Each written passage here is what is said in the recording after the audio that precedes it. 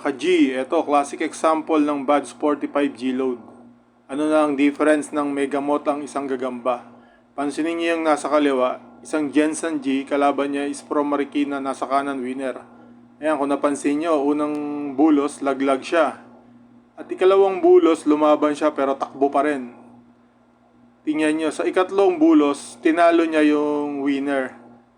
At sa ika-apat, bibilutin niya pa yung winner from Marikina. Ayan, makikita nyo.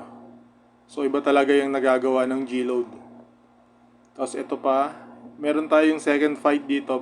Talaan, nagbakel sila. Tiger ang kalaban. Takbo ang tala. Ayan, malinaw na malinaw, takbo ang tala. Tapos sa second buckle, matatansyanan niya na may tama yung tala. Ayan. Diyan epekto ang G-Load. Ayan. Lagpas. Lumagpas muna. Ito yung third buckle. Bilot. Kanina yung tiger matapang, ngayon siya na yung binibilot.